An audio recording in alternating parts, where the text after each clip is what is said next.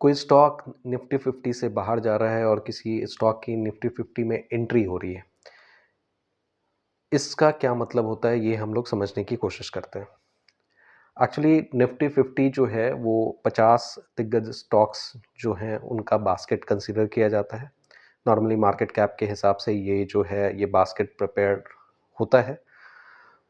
इसमें अगर आप देखेंगे तो निफ्टी 50 के में अगर कोई स्टॉक जो है वो शामिल होता है और वो किसी दूसरे स्टॉक को रिप्लेस कर रहा होता है, तो उसमें स्टॉक्स के प्राइसेस में फ्लक्चुएशंस आपको देखने को मिलते हैं। अब ये जैसे बहुत बार होता है कि कोई स्टॉक अच्छा परफॉर्म नहीं कर रहा होता है, उसकी धुलाई-पिटाई बहुत ज़्यादा हो जाती है, उसका मार्केट कैप इरोड हो जाता है, तो उसके उस हिसाब से वो दिग्गज कंपनीज़ की लिस्ट से बाहर हो जाने की कगार पे आ जाता है और उसको जो है दूसरे बड़े मार्केट कैप की कंपनी से रिप्लेस कर दिया जाता है। ये नॉर्मल प्रैक्टिस है, नॉर्मली सेमी एनुअल ये प्रैक्टिस होता है, 6 महीने में एक बार ये प्रैक्टिस नॉर्मली देखने को मिलता है। और ऐसे अगर आप देखेंगे तो ये एक्टिविटी चलते रहता है। अगर एग्ज़ाम्पल्स अगर हम लोग लें तो जैसे डिविस लैब पहले 2024 में सितंबर 2024 तक जो था डिविस लैब वो निफ्टी 50 का पार्ट था, लेकिन डिविस लैब को बीईएल भारत इलेक्ट्रॉनिक लिमिटेड ने जो है वो रिप्लेस कर दिया। Electronics limited Bharat electronics limited ने रिप्लेस किया। सिमिलरली एलटीआई माइंड ट्री के साथ भी यही सिचुएशन था। एलटीआई माइंड ट्री जो था वो बेसिकली सितंबर 2024 तक जो था निफ्टी 50 का पार्ट था, लेकिन बाद में ट्रेंट ने उसको निफ्टी 50 से रिप्लेस किया है। ट्रेंट उसके बदले आया है।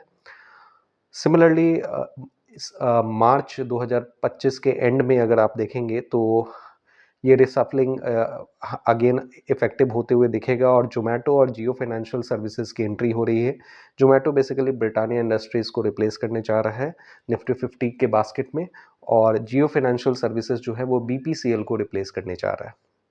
तो ये कुछ एग्जांपल हम लोग देख रहे हैं। इसका इम्पैक्ट बेसिकली क्या होता है स्टॉक प्राइसेस में, हम लोग किस तरह से इसको यूटिलाइज कर सकते हैं उसके बारे में हम लोग समझने की कोशिश करते हैं। जनरली होता ये है कि अगर कोई स्टॉक की एंट्री निफ्टी 50 के अंदर में होती है तो आप समझें कि बहुत सारे सेक्टोरल या थीमेटिक म्यूचुअल फंड्स होते हैं जो कि निफ्टी 50 के बास्केट पे बेस्ड होते हैं। तो अगर कोई भी म्यूचुअल फंड हाउस जो है वो डायरेक्ट इंडेक्स में यानी कि निफ्टी में फंड एलोकेट कर रहा होगा, तो उसको एक सर्टेन प्रोपोर्शन में जो भी निफ्टी 50 के हिसाब से उस पर्टिकुलर स्टॉक का प्रोपोर्शन होगा, उस प्रोपोर्शन में फंड एलोकेट करना होगा, उस पर्टिकुलर स्टॉक को बाई करना होगा। तो इस हिसाब से फंड फ्लो उसमें बढ़ जाता है। फंड फ्लो बढ़ने के साथ ही उसमें चूँकि वो निफ्टी 50 का पार्ट होता है तो उसमें इन्वेस्टर्स का कॉन्फिडेंस भी बढ़ जाता है। तो ये जो डुअल बेनिफिट है उसके कारण से मार्केट में उसका आउटलुक जो है वो पॉजिटिव देखने को मिलता है और इस हिसाब से शेयर जो है वो प्रीमियम में ट्रेड करने की उम्मीद बढ़ जाती है। शेयर में पॉजिटिव गेन देखने के चांसेस बढ़ जाते हैं। इसके विपरीत अगर कोई स्टॉक जो है वो निफ्टी 50 के बास्केट से बाहर जा रहा है तो ऑब्वियसली उसमें जो फर्दर जो सिप के माध्यम से या जो फर्दर इंडेक्स में जो फंड फ्लोइंग हो रहा था वो बेसिकली स्टॉप हो जाएगा। उसमें फर्दर फंड का जो फ्लो होगा वो रुक जाएगा।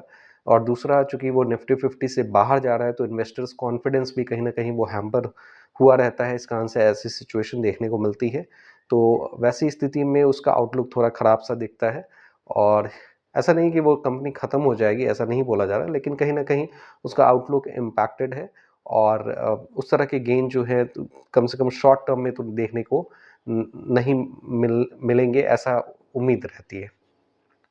तो इस हिसाब से जो है आप जो न्यूज़ है न्यूज़ को अर्ली रीड करते हुए स्टॉक्स में पोजीशंस बना सकते हैं। डेफिनेटली वैसे भी स्टॉक्स में जब पोजीशन आप बनाएं तो ये ज़रूर ध्यान में रखें कि आप अच्छे स्टॉक्स में अपनी पूंजी को लगाएं और उसको एक अच्छे प्राइस पे पकड़ें जहां से आपका प्राइस एप्रिसिएशन फिजिबल हो और आप वहां से प्रॉफिट बना पाए।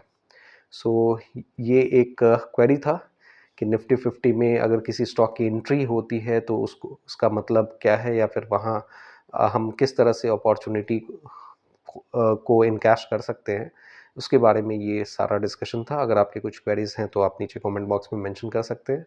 अगेन एक डिस्क्लेमर, यहाँ पे जो भी स्टॉक्स की चर्चा हुई है वो कोई भी बाइंग या सेलिंग रिकमेंडेशन के हिसाब से नहीं था।